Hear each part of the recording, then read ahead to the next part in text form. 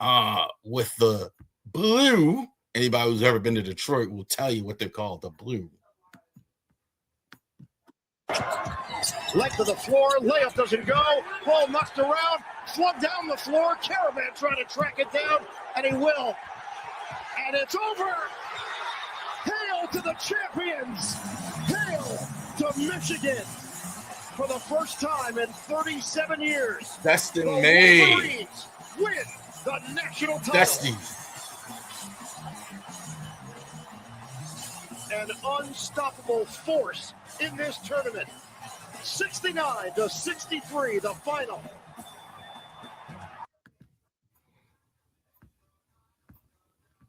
So hail to the victors, Michigan.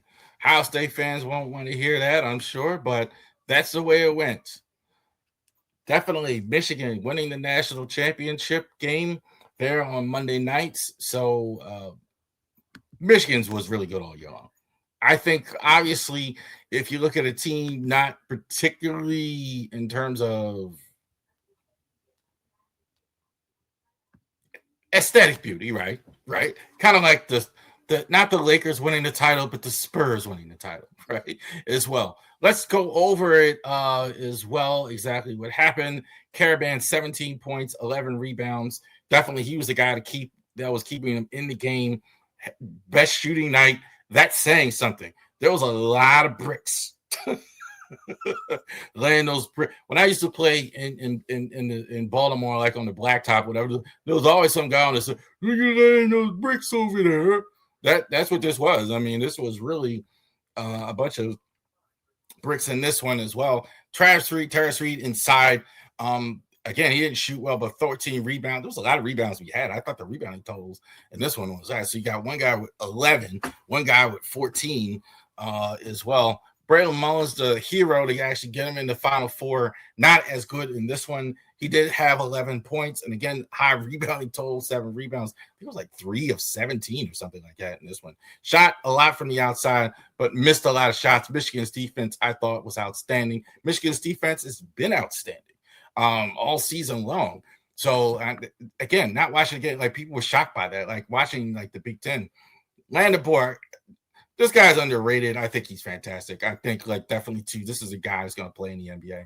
I don't know if he's a stud in the NBA, but I don't know that he's not either. I think he's definitely a guy with really all the tools like for the modern NBA. So he's a big that has great size, shoot from the outside, definitely can handle himself in the box, definitely can do all those things. Kind of like what you saw with Carlos Boozer for Duke this year, like that, but a taller, more experienced version. He hits all the food groups, right? Kind of like baseball term, like 5'2" athlete. That's kind of what you saw with him as well. Montez Johnson, again, 12 points, 10 rebounds. Again, another big rebounding night for him as well. This was kind of the guy. Their starting 5 was very, very good, I thought, all season long. Good depth for them. They had a decent enough bench, but their starting 5 was very, very good. L.A. Cadeau, I think, was probably, along with Landabor, was the reason he won. 19 points, 2 assists, probably had the best offensive game of anybody on the court as well. And he's done that a couple times. You saw that when I saw Michigan this year, when Landabor didn't have the great night, this guy always did. Cadeau, really solid junior as well. So I don't know if he's an NBA player. We'll see, but I think he was pretty good. Guards, it's a little tougher to tell, like sometimes as well if they go to the next level. There's more guards available, but 19-2 as well. So Michigan closes out the college basketball season with a win. There you go, Michigan. Hail to Michigan. You used to have family in Michigan. That's a long story. But Michigan goes ahead and wins the title.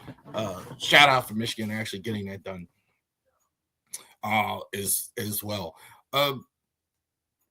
College basketball, I thought is much better than place than they were a few years ago. So for sure. College basketball, I don't think is what it was like, or the supposed heyday in the 80s or whatever. But I think you're seeing it. You're seeing overseas guys actually now come to college basketball and play because they can make some money.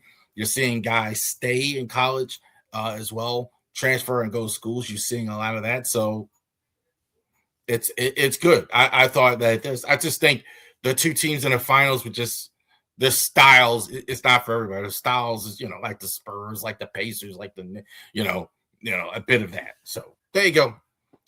With that,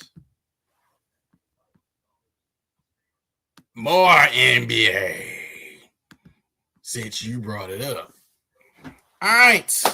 So NBA season is about over. We're about to start here the playoffs. We're going to start talking playoffs after this. But the regular season, we're going to talk about what happened as well. So definitely check that out here as well. So this is just now, this isn't what the odds makers say. This is just what I've seen during the NBA season. If I was giving out the awards, this is what I would do. This isn't necessarily some of you expecting as far as gambling.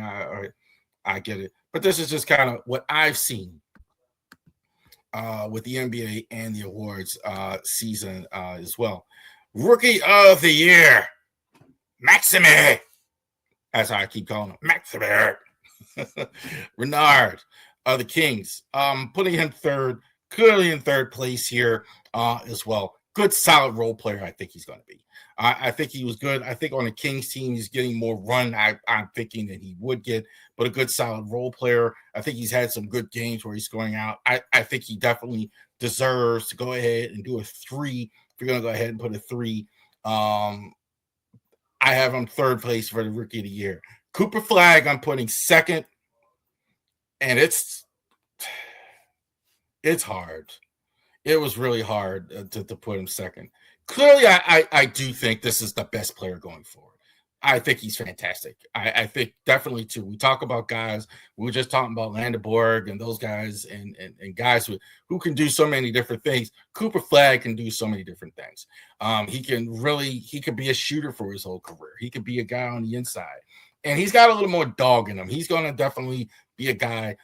I think in terms of his career, I don't think there's any question about if this is going to be the best player of this group. But he's missed a lot of games, still eligible. He's over 65 games. I think he's like at 67 games. I think he's missed a few games. In light of that, it's so close. I went with Con Couple from his teammate, his Duke teammate. He's been terrific. He can shoot. This is the new Klay Thompson.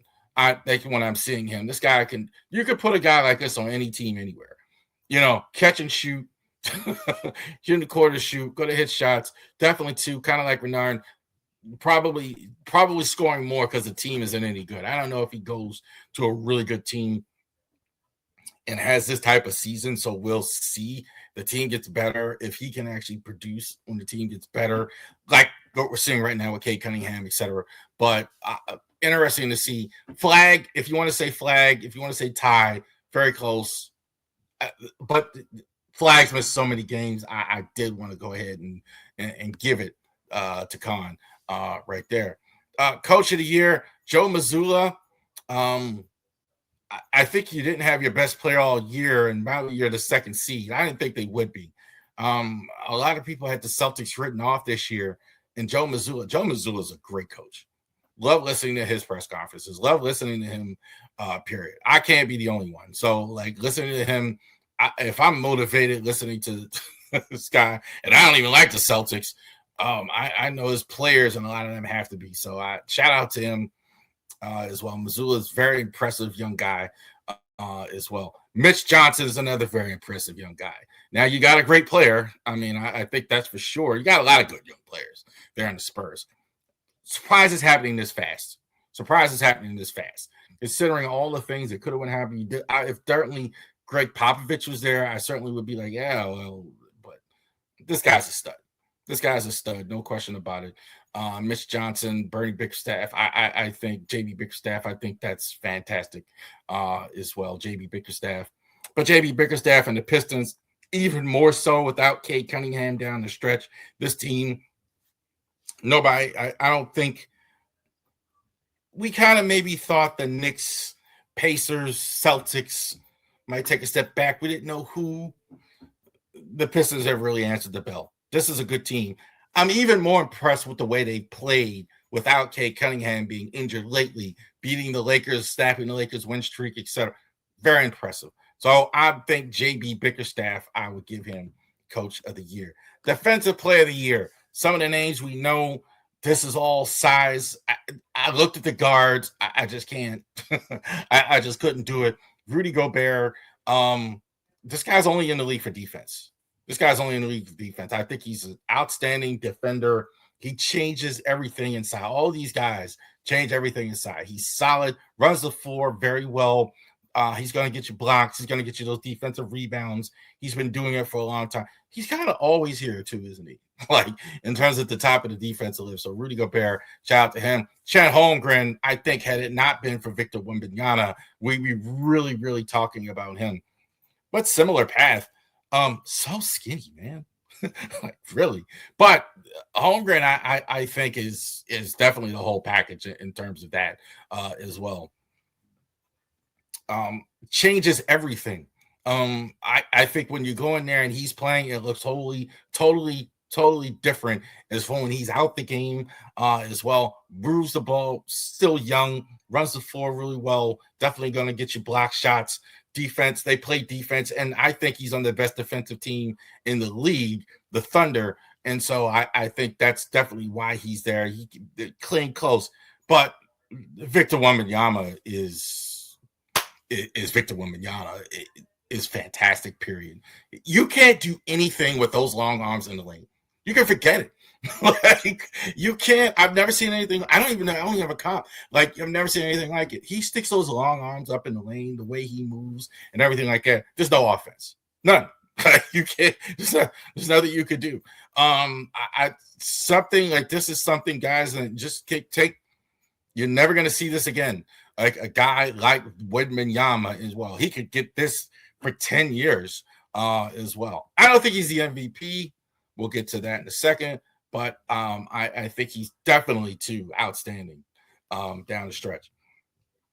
Sixth man, seems like Naz Reid every year is around here as well. This is kind of what he does. I think he's the modern day version of Kevin McHale. I don't think he was the best this year as well, but I think he was really good. Kellen Johnson for the Spurs. Spurs have a lot of good players. Shout out to him. Even cracking the rotation as much as you got a lot of deep young players with Stephon Castle, Jaron Fox, whatever. Kellen Johnson is a big player, gets a lot of run, gets key buckets. So definitely him. I think Kellen Johnson, might win it nationally, but I think that Jamie Vasquez, I think is fantastic. I've been fantastic for Miami. I really do. Definitely like his game. Definitely too. He's kind of more what I think about with a good sixth man, like the old Vinnie Johnson type. Like that, for those of you old enough to remember V. Johnson, microwave. As soon as he comes in, here comes offense. As soon as he comes in, here comes offense. So you're not losing anything when you put him in. I think he was the best in the NBA this season. Most improved, Danny Advia. I had him earlier in the year, a little bit higher. I moved him to third. Shout out to him. I thought the numbers were much better. Over him. So I think he has really improved over the last year. 1 and 2 were very close. Jalen Duran is almost at 20 points a game this year. So last year he was about at like 11 points a game. So he's jumped like 8 points a game. And also too, you look at the team he's on, the Pistons, big part of that success. So a lot of Pistons that your names you don't know, the two reasons why they've been really good is going to be Jalen Durant and Cade Cunningham. I think those are the two guys that are the real headliners for them as well. You got to be kidding me. The two headliners for them as well. But Nick Alexander Walker has been fantastic. His scoring average improved even more than Durant's and then Duran's as well. And I thought this guy, definitely on the Hawks, there's nothing else there. right? They traded away Trae Young, etc. I've got no problem giving this guy most improved player in the entire NBA as well. MVP. These three guys, I got no problem. I usually don't have three, but if you want to say one of these three is the MVP, go right ahead. I'm not too mad. Nikola Jokić is having a Hall of Fame All-Star fantastic triple-double season that no one's noticing. He's been terrific, averaging a triple-double. I'm not sure he's not the best passer in the league, and that's including guards. Great skill player, very durable, plays every night, scores 20, get you 10 rebounds, no problem, 10 assists, no problem. Fantastic, carrying the Nuggets as he always does. Nuggets, one of the better teams in the league. No one's noticing. He's been terrific. Nikola Jokić. Victor Wembanyama, I know a lot of people want to make him the MVP. I do have him ahead of Jokić because I think he's on a better team because that's how close it is. Offensively, lately, he's been good. I don't think he's great offensively yet. Not yet. I think as good as he is, as excited as everybody is, I think there's still room for him to get better offensively. He's not a dominant offensive player all the time, as great as he is defensively. So that's why I didn't put him there yet. Shai Gilgeous-Alexander is still the best. That's not as cool to say, but I definitely think this guy is the MVP. This guy, great on defense. He wasn't in the top 3, but he's certainly in the top 5. As well, his scoring, great in all facets. I think he's fantastic as well. SGA as well. There you go. All right.